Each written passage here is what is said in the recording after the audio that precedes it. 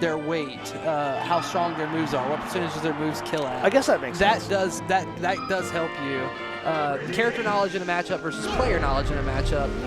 And Samus is a weird character. He's a character you don't really see very often. And if you're unfamiliar with her down smash especially, you can really get messed up in this matchup easily. The leaf whirlwind, we used to call it. Plup already getting the... I love the way he puts a missile out and then follows it behind it. Yeah. He does not really camp he doesn't really camp too hard and hide behind this giant wall of missiles most of the time. Yeah, he's very deliberate with what he does. Very precise, and just has a strategy in mind already, and you can kind of see it. He forced the Squall Hammer with that side B there as well. They had this Squall Hammer to avoid it, which led to a bigger punish. Yeah, and of course he takes the opportunity there to charge the charge shot. Going to be some big damage on this next stock.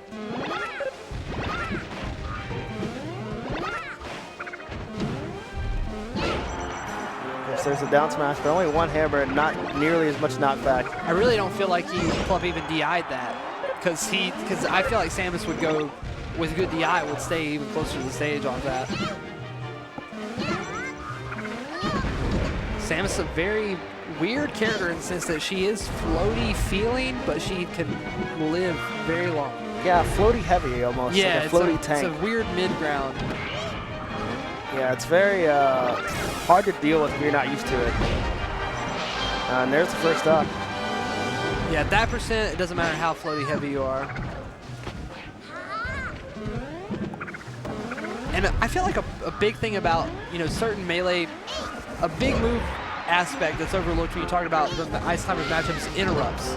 Interrupting animations and interrupting wave dashing is something I talked about with Marth, but a character like Samus that has so many different things that could be out there to potentially interrupt Ice Climber shenanigans, it is a good thing to have. It's not necessarily saying that it makes you the winner of this matchup or anything. I'm just saying that, having the multi-hit fire attack, for instance, having the ability to just have a down B out, down B bomb out behind you, having the ability to throw a side B out and make them Squall Hammer to avoid it. Those are little things in this matchup that can interrupt the Ice Climbers and really put a wrench in their plans, because once you interrupt them, you can split them, they're desynced.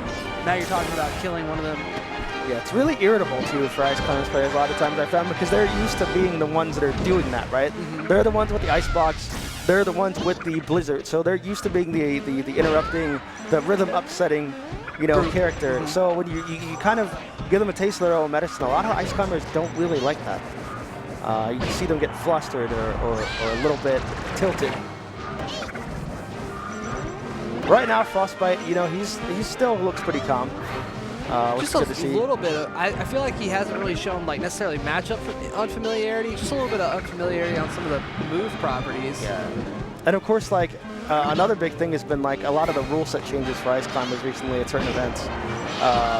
A lot of Ice Climber players have been used to taking stocks from grabs pretty easily, but lately a lot of these events have been doing away with the wobble. So it's definitely changed the way that certain Ice Climbers have practiced. I know I've talked to a lot of Ice Climbers players since that kind of wave of thought has started spreading through the Melee community, and it's changed the way they practice. They have to prioritize different things now because they don't know how long they're going to be able to rely on certain strategies just because of the rhetoric, really.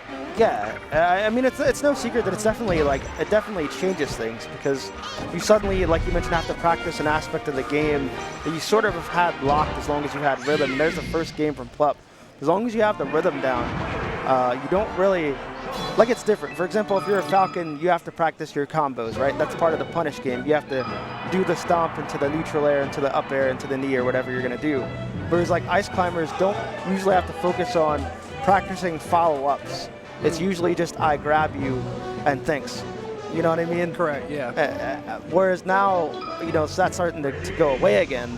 A lot of Ice Climbers have to practice things that they're not used to having to practice, on top of, just, learning character knowledge and neutral and how to get grabs. They now have to do other things from these grabs. I like that confident double forward tilt there. He showed us a little bit there that he knows at least that full tilt will plank. I didn't see that at all from him in the last game, or maybe I didn't notice it because it was not as obviously done. I don't think Plup set back and used missile many a couple missiles. times. Yeah, that's true as well.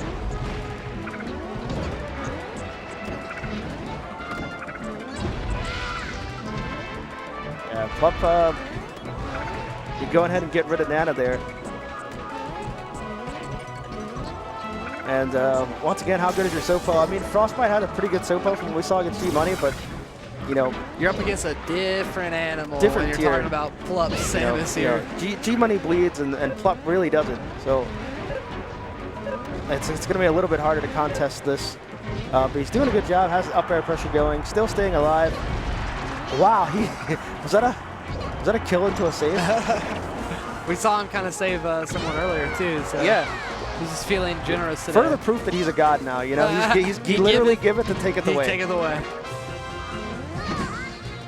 Plup almost looks like he's dancing, kind of. He's just having fun, you know. It's good to see him really enjoying Melee again. I know he's one of the handful, I'd say, of top Melee players that really have gone, you know, delved into Ultimate. So much so that, you know, I haven't really seen him do a lot in Melee. And I know on his stream at one point, he went on about how he just wanted to take a break from Melee. Because he was like, I always have to play against Hungrybox. I don't have fun doing it. And I want to have fun right now. He was, I remember after his last big performance, I can't quite remember which tournament it was, but he did say that he was trying to maybe take some time off from Melee. Good to see him back. Yeah. Definitely one of the most entertaining players, I think. When he's on, he's so on. It's just something in the way he moves. Yeah, definitely. Even there, that little get over B, turn around, grab he did right there. He's one of those characters or players that just like the way he controls his character and moves them around just makes the game look even more fun. He makes it look like you're, you know, a theme park ride almost, the way he slides around the stage. Like, see that? Even there. Oh, wow. Is he in his head? I think he is. And of course, if you're a Frostbyte, you know, this is a really bad look, actually. You know, you're on your Sopo and you're already down a stock. And he's doing, like, weak missile. You're saying weak missile. Yeah, only 48%. Like, there's actually a strong possibility that this is a 3-stock.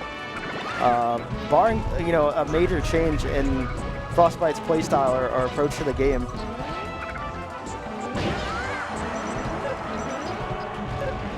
Plup with the one-handed DI. Yeah.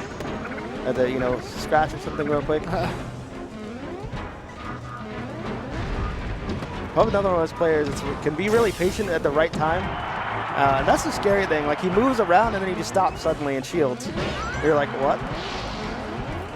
There's a little bit of a nose itch there. Didn't get it good on the DI. Yeah. He had to get back to the game, so had to just deal with it till he was dead. Wow. And Plup kind of just, you know, showing mastery of this matchup. Yeah, that was he kind of put it on him there, but he's got some ice climbers where he's from as well. You've got Drunk Sloth, you know, top 100, former top 100 player / ice climber.